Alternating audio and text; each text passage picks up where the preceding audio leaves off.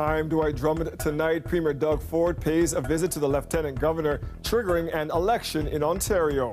People have a very clear choice on June the 2nd. The best shot at defeating Doug Ford is by voting NDP. Doug Ford, who wants to continue to move this province of ours backwards. I refuse to let that happen. The parties are about to start making their pitches to you as Ontarians head to the polls in 1 month. Plus, knew it was coming. It's been what we've all been afraid of. Throw the decision back to the states so that regular people can vote in who they want. protests and celebrations on the way in the U.S. after a leaked document suggests legalized abortion could soon be overturned by the Supreme Court. And these are violent individuals. And for the most part, the victims were minding their own business. Police make arrests in a series of violent GTA carjackings. 2 men are facing charges. More suspects are being sought. Mark the date. Ontarians will be heading to the polls June 2nd. And while the party leaders have been crisscrossing the GTA for weeks already, tomorrow will mark the official start of the campaign. Lorenda Redicott begins our coverage. Premier Doug Ford headed to see Lieutenant Governor Elizabeth Dowdeswell to request that she dissolve the legislature. His office later confirming she accepted his advice. It's a formal step before the election race can officially begin. Here's how he paints the choice for voters. They destroyed the province, the previous governments, or they're going to choose prosperity, getting things built, bridges, roads, and highways. Polls put Ford and the PCs in the early lead, and it's clear they're the main target of the promise to cut carbon pollution by 50% by 2030, down to net zero by 2050. A clear choice in this election. Backwards with the Ford Conservatives, or moving forward to tackle the climate crisis and protect our environment with the new Ontario Liberal team. Job number 1 is to defeat Doug Ford. Defeat Doug Ford and then start to fix the things that are broken, that have been broken for a long time. You hold in one spot. NDP leader Andrea Horvath visited a pastry shop in Toronto. As official opposition leader, she's also trying to show the Liberals, reduced to 7 seats in the last election, don't have the ingredients to beat the current government. This time, the best chance you have, the best shot at defeating Doug Ford is by voting NDP. Ontarians will head to the polls on June 2nd. That's less than a month away. We're having about as short a campaign as we possibly can before the June 2nd election. The progressive Conservatives don't want to have Doug Ford out there being attacked by all sides, essentially, for the management of COVID-19 for weeks and weeks on end. They want to move on. Tomorrow morning, the Lieutenant Governor and the Chief Electoral Officer will be signing 124 different pieces of paper. Those are the writs, one for each individual riding. Once that is finished, expect to see lawn signs and more advertising, because once the actual campaign is on, allowable spending increases. Lorenda Redicott, CBC News, Toronto. For a deeper dive on what to expect during this election campaign, let's bring in our Queen's Park reporter, Mike Crawley. Mike, we'll start with this. What does it seem that this election is going to be about? Well, look, Dwight, predicting what an election is going to be about before the campaign starts is always a bit of a gamble. Campaigns change things, new issues emerge, stuff happens. But, you know, look, if you had asked just a few months ago what I thought this campaign was going to be all about, I would have said the pandemic and the handling of the pandemic, and then inflation and the cost of living. Affordability has really emerged right now as the #1 concern for voters. But I actually have a hunch that what this election is going to fundamentally be about is something else, and that's a referendum on Doug Ford and how you feel about how Doug Ford has been as a premier, whether you want to give him a second term. Why do I think that? I mean, it's partly because Doug Ford is a larger-than-life figure, you know, polarizing. He's got people who support him so strongly and people who are so dead set against him. The Liberals and the NDP seem to want to frame this election as a referendum on Doug Ford. And from what I'm hearing from the Progressive Conservatives, they would be quite happy to have this election be a referendum on Doug Ford. I mean, you say that, Mike, but normally if an election is a referendum on a leader, there's a clear alternative. Is that really the case this time around?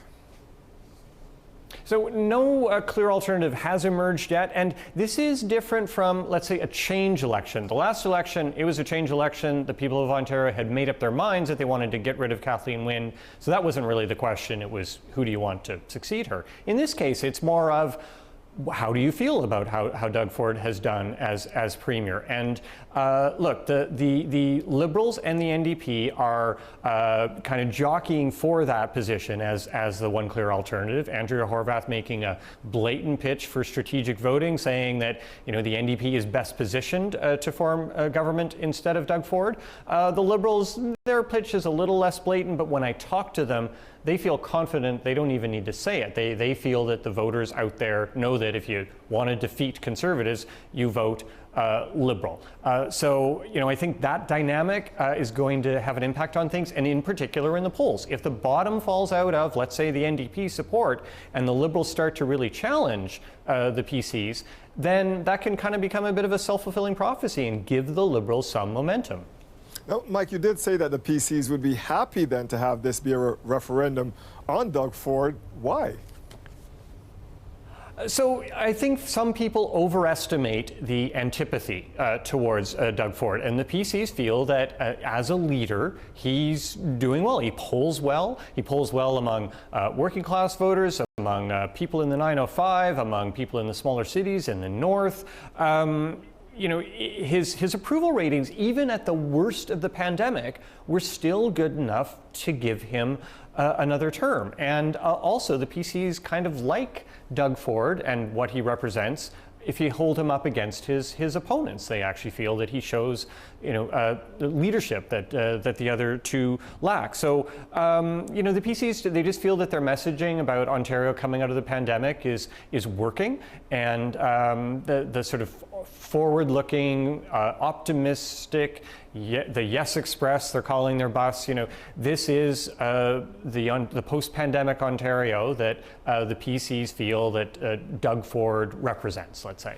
Last time around, it felt like, and we both covered that election, everybody was voting against Kathleen, not necessarily for somebody. How is that going to work then for the PCs this time, with their leader is the one people might try to be voting against because he's been the incumbent? Yeah, I mean, that's an interesting question, Dwight. Look, but right now, Doug Ford and the PCs are in the driver's seat, right? They've got a comfortable lead in the polls. Things can change, and they probably will through the campaign. But you got to remember, too, that this isn't a referendum that Doug Ford has to win by like 50% plus one vote, right?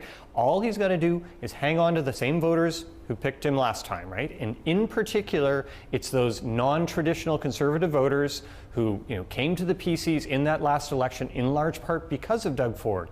If he can hang on to them, right? If he has persuaded them that he did a good enough job as Premier that they should give him a second term, then that is his ticket to victory.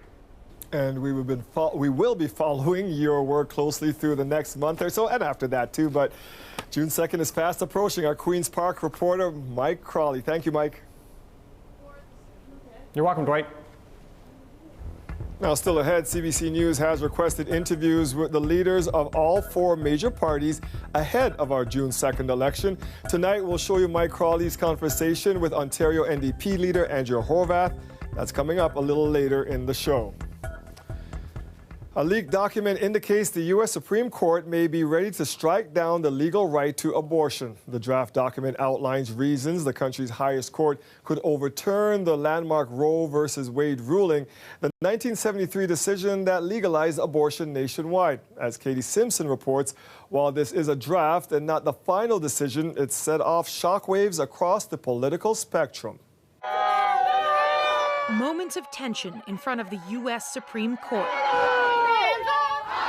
A mix of anger and disbelief, clashing up against celebration and relief as access to abortion in this country appears poised to dramatically change.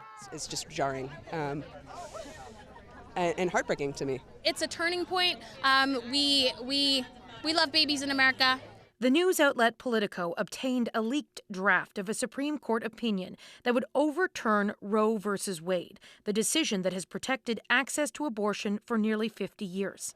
A majority of justices say decisions about abortion should instead be made by state governments and ultimately voters. While the court confirms the draft is authentic, it warns it does not represent the final decision. If the rationale of the decision as released were to be sustained, a whole range of rights are in question. While they don't have the votes, the president and fellow Democrats are vowing to try to pass legislation that would protect abortion access on a national level. Is this a turning point for the United States? Yes. Tell me why. Never in our lifetime have we seen a right that was in place for 50 years suddenly, with a court that's been stacked with conservatives, that is not consistent where the American people are, we suddenly see them basically flip it on its head. Abortion is violent. At least 13 states have previously passed so-called trigger laws, which automatically ban abortion if Roe v. Wade is overturned. Some Republicans worry the leak was meant to pressure the justices to change course, as they hope the draft opinion stands. The laws will reflect the values and the mores of the citizens who live there. That's the way our democracy is supposed to work. The court's final decision is expected sometime in either June or July. As the country anxiously waits, the court has launched a formal investigation into the leak. Katie Simpson, CBC News, Washington. The situation south of the border is prompting discussions about reproductive rights in this country, too. Rafi Boudjikanian has more on what people are saying here. That's a great day for justice. That was 32 years ago, one of Dr. Henry Morgenthaler's many victories in court upholding a woman's right to choose. There are parts of the country where anti-abortion sentiments never went away. And now that a leaked document suggests the landmark Roe v. Wade decision protecting abortion in the U.S. could be overturned, undeniably, we're going to start having conversations about abortion care in Canada. There's research that shows that, actually having this debate leads to increased support in abortion rights and in abortion care. We have an abortion fund. No reassurance for some pro-choice activists. I think we can't overrule unthinkable things happening. It is more likely in Canada that we're looking at barriers to abortion increasing, or at least pressure to increase them, and the effort to elect more parliamentarians, either at the federal level, the provincial level, that will continue to seek to kind of restrict and diminish access to abortion. Conservatives actually asked their members not to speak out on the subject today, saying it would be inappropriate to comment on matters before the U.S. courts, something the federal government seized on. What we need to make sure is that there's no backsliding of women's right to choose here in Canada. And we know right now, as we speak, there's no MPs from the Conservative Party that are willing to answer any of the questions of the journalists today. Meanwhile, some Conservative MPs didn't appear to get that memo from their leader. We are Canada, and that some of these things do cross the border, but we also have to make sure we have legislation and things that are good for Canadians. Human beings begin at conception, so I hope to continue being able to stand up for the preborn. Interim Conservative leader Candice Bergen is promising not to introduce new legislation or reopen the debate. But this afternoon, some of her MPs voted down a symbolic motion calling on the House of Commons to recognize a woman's right to choose. Meanwhile, the federal government says it's still committed to a promise from the last election to increase access to services, though it had nothing new to announce today. Rafi Boudjikanian, CBC News, Ottawa. We are tracking a story out of Rosedale tonight. A child's body was found in a construction site Monday, and police say the death is being treated as suspicious. Talia Ricci has the story. Police sources confirmed to CBC News that it was a child's body discovered in a garbage bin on Dale Avenue near Castle Frank. The victim's age and gender have not yet been released. Police were called to the area around 4:45 Monday evening after a body was discovered at a construction site. When we arrived on scene, we were advised that this call is for found human remains. Remains were transported to the coroner's office, and we're awaiting right now the outcome of the coroner's investigation. Toronto Police's Forensic Identification Services was at the scene overnight. Officers remained on scene this afternoon, with multiple units now involved. Right now the investigation is with 53 Division, our homicide and missing persons unit. They are supporting the division and monitoring this case right now. We are waiting the autopsy results to determine the cause of death. We spoke with some neighbors earlier today. They said that this home has been undergoing renovations for years. Many were shocked to hear about this discovery in a normally quiet neighborhood. Ambulances and fire departments, police, nobody knew what was going on. Lots of neighbors asking questions. And we found out today, very unfortunate what happened, and sense of insecurity, to say the least. I sensed there was something more involved because there were police more than firefighters. So, but I hadn't heard that there was a body found. That's very sad. Police are asking anyone with dash cam or surveillance footage or any information on this case to contact them. If you witness anything, even if it seems very small to you, it could mean a lot to us. Talia Ricci, CBC News, Toronto. Michael Theriault, the man convicted in the beating of Devontae Miller, has resigned from the Toronto Police Service. Word of Theriault's resignation came as he was about to face a police disciplinary tribunal today. Theriault was convicted of assault for a 2016 attack on Devontae Miller that caused him to lose an eye. The former constable was sentenced to 9 months in jail. Theriault and his brother were acquitted of additional charges of aggravated assault and obstruction of justice.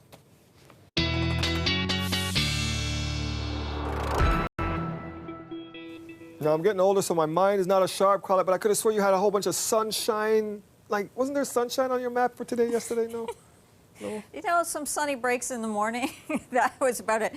I know what you're thinking of, and it's not your mind. You're not getting old. It's tomorrow afternoon when I was talking about how we're going to break out of this system and we'll see the skies clearing. So it's coming. We just have to be a little more patient. That's all. So we are looking at a special weather statement that's in place for this rainfall that is pushing through 20 to 30 millimeters. But because of some embedded thunderstorms, there are going to be areas, including in parts of the GTA, where I think we're going to exceed 40 millimeters as it continues moving on through. So this is really continuing this evening and overnight, and then it tapers off to more scattered and light activity early tomorrow morning before we start getting that clearing for the afternoon sunshine to come. So just looking at some of those totals, you can see Toronto, even Brampton, perhaps, as you see, if you get a storm cell through there, towards the Niagara region too, that's where we'll get some of those enhanced totals. But there's the rain coming through, so steadier, more organized, what's working its way all around the Golden Horseshoe right now.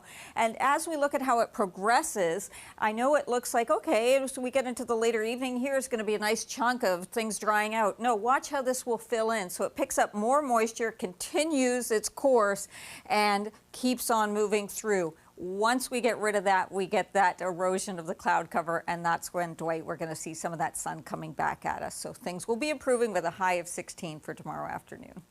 My patience, and we'll talk again tomorrow about that. Thank you, Colette. The police have made a pair of arrests after a rash of carjackings in the GTA. They allege the suspects would follow drivers of luxury vehicles into their parking garages and ambush them, often at gunpoint. Alicia Hassan has more. Project Tyga isn't about car thefts, it's about carjackings. The suspects used extreme violence towards the victims while committing these acts with the sole intention of stealing these vehicles for profit. Toronto police warn there's been a spike in recent years, and today the head of the hold-up squad warned the criminals they're onto them, announcing the arrests of 2 men. Merrick Badawi, age 22, and Christopher Hugo Chukwu, 19 years of age.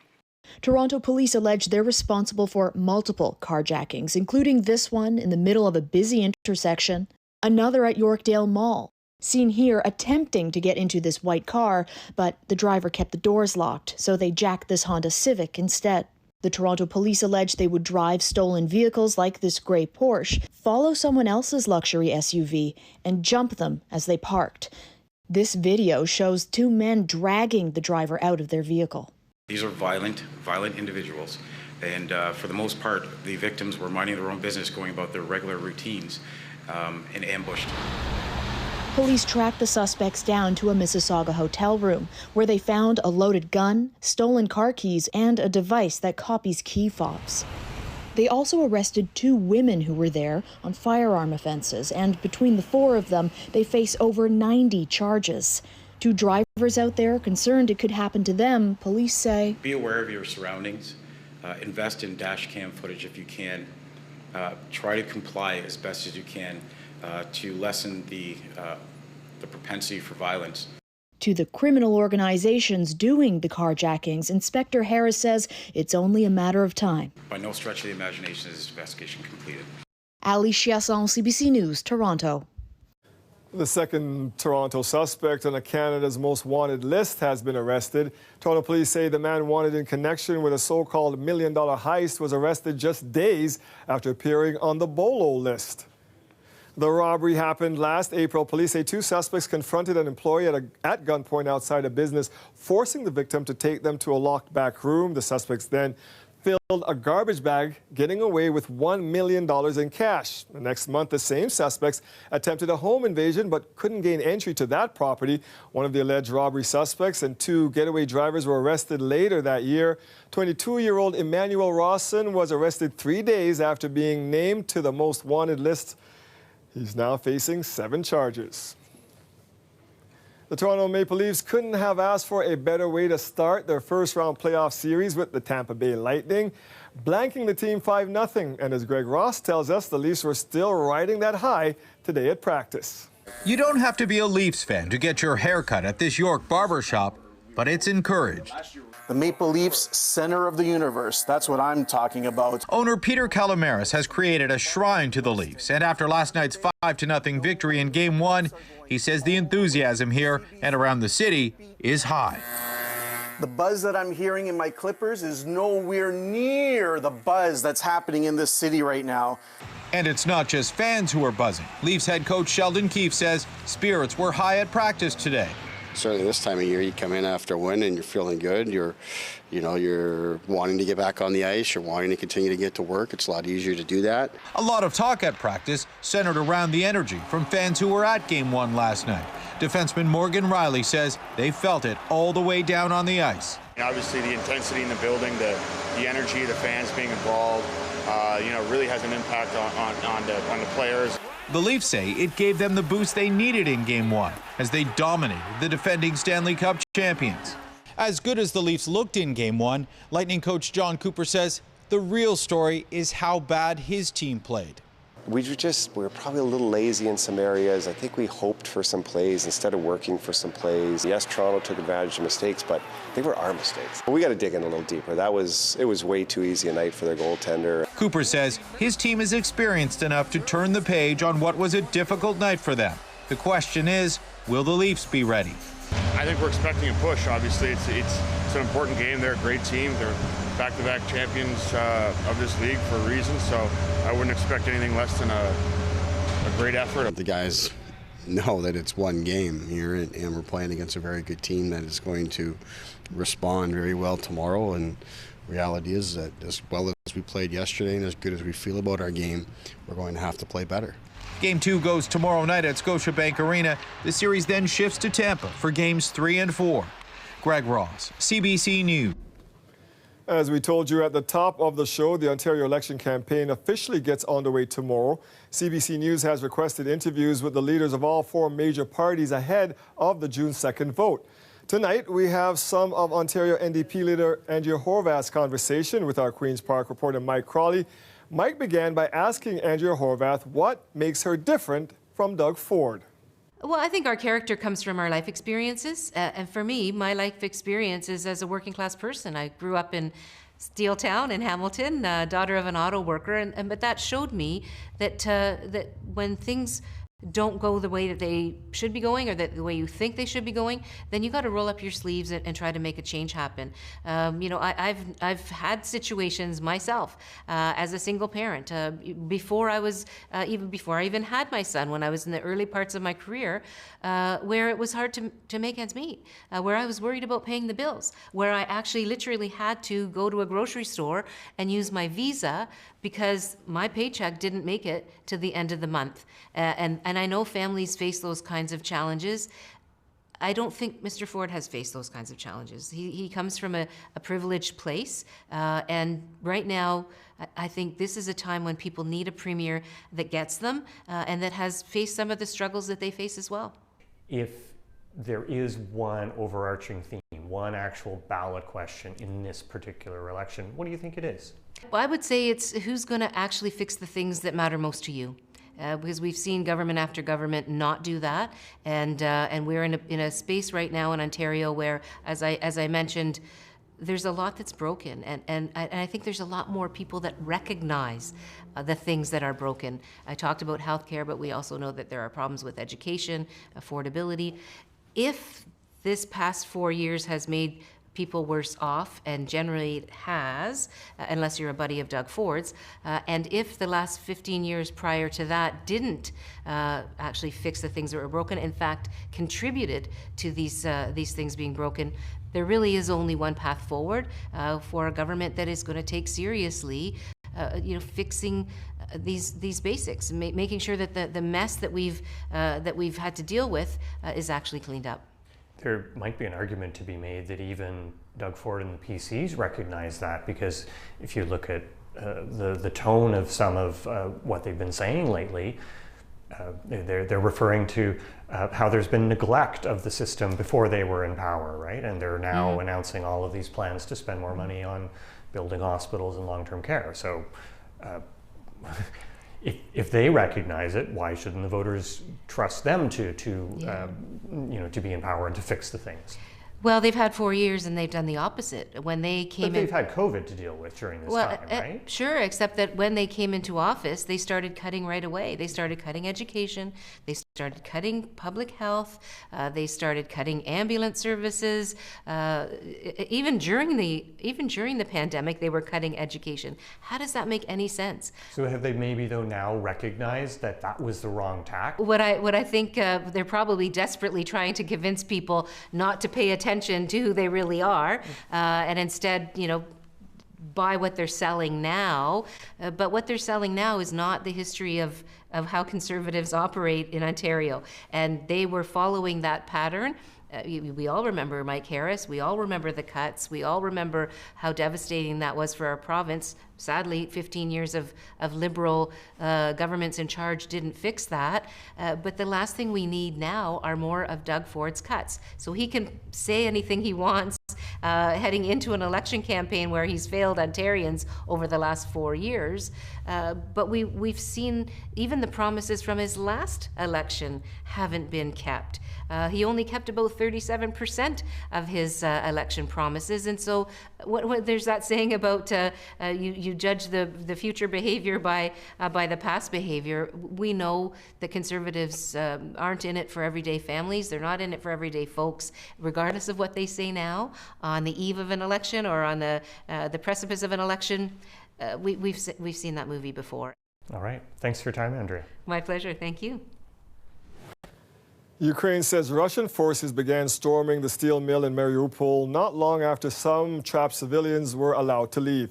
But even as Moscow escalates its offensive in eastern Ukraine, the embattled country is drawing the world's attention back to last month's shocking discovery of dead bodies in a suburb of Kyiv and the need to hold Russia accountable for alleged war crimes. Ellen Morrow has more now from Ukraine.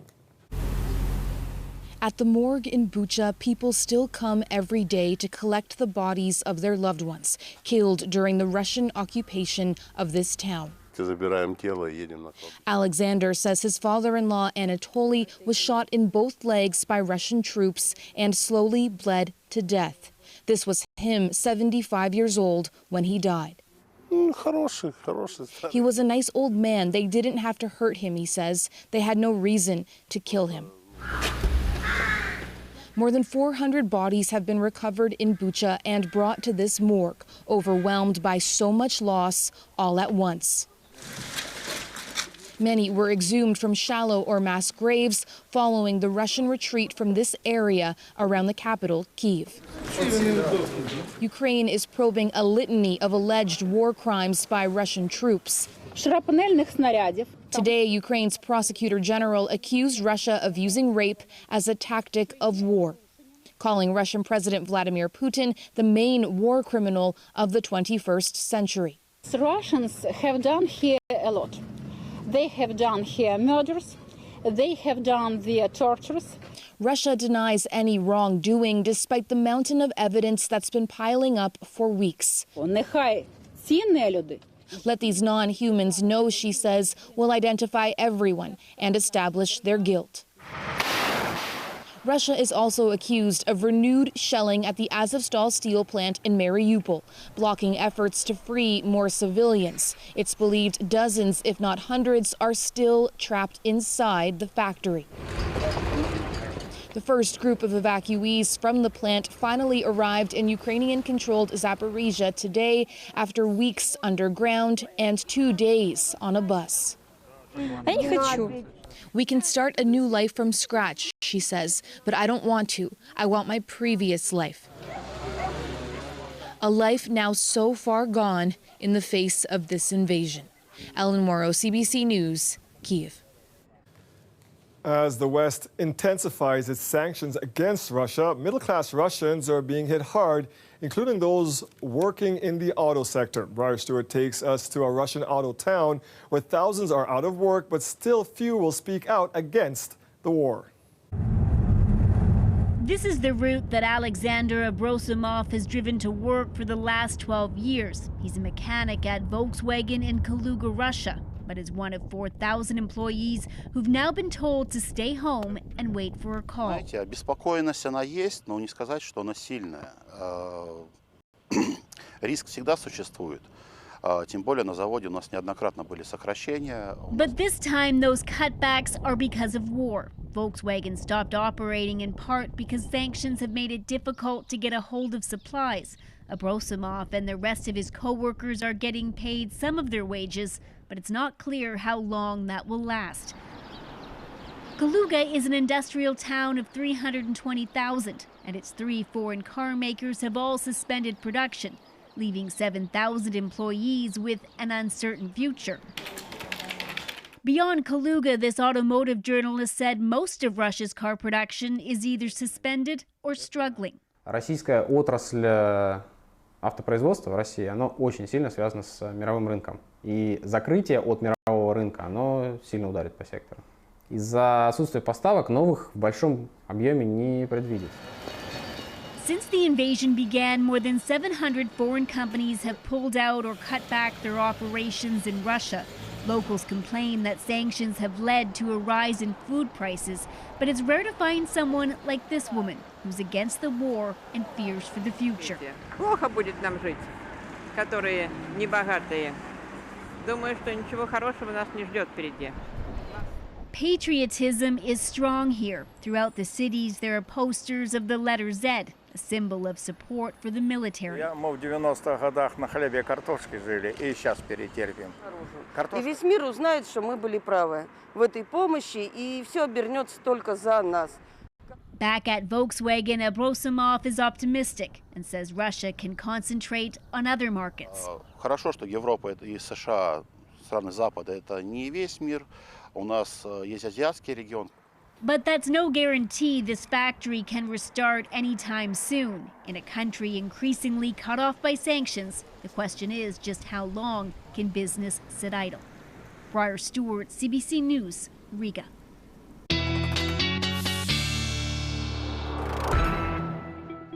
Oh, the elusive vitamin D out there, Colin.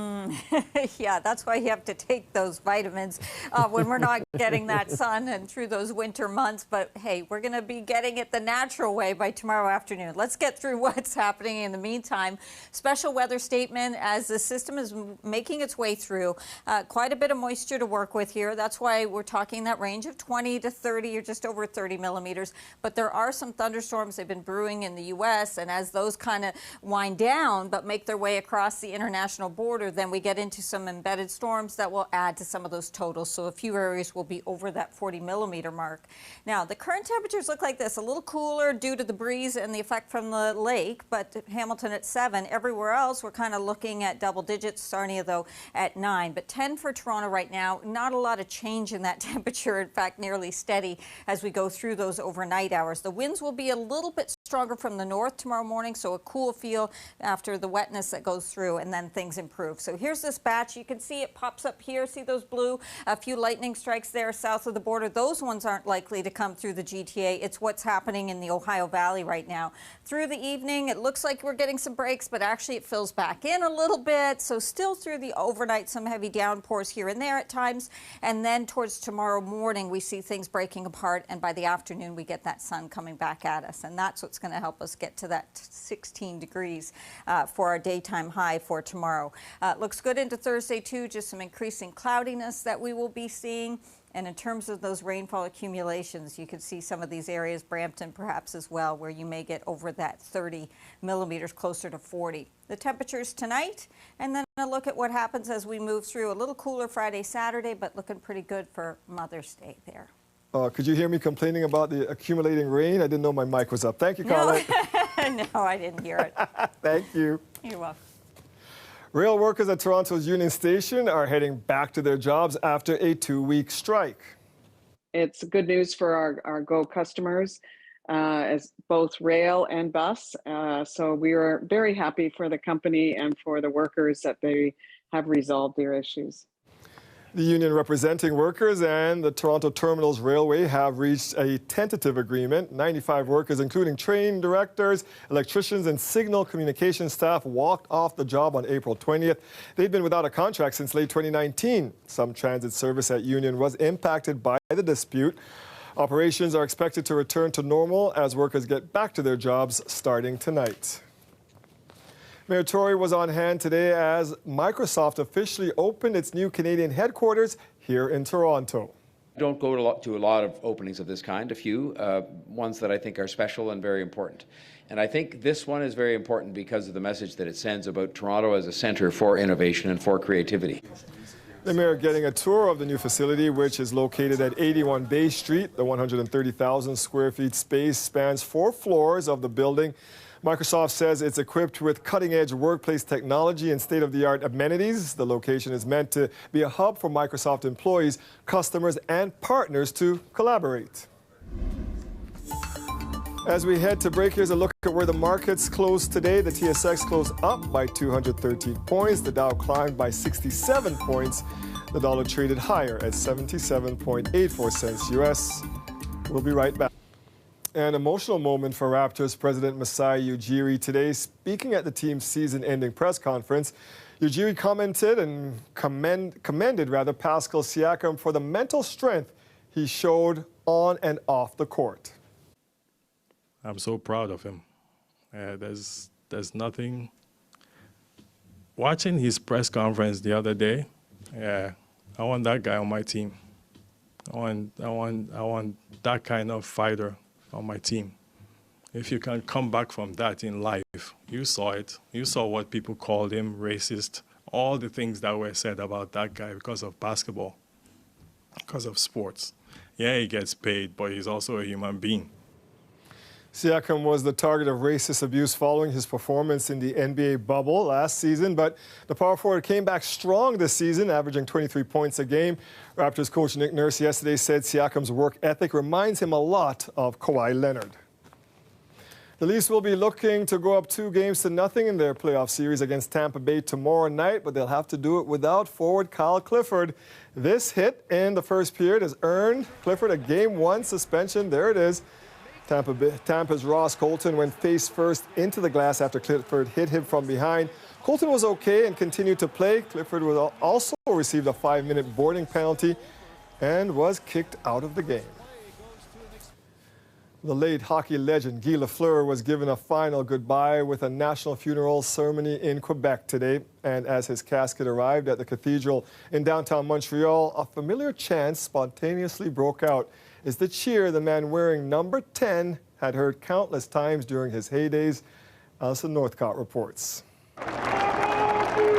Just as they did when he would take the ice, fans chanted Guy Lafleur's name as his casket, draped in a Montreal Canadiens flag, was carried into the cathedral.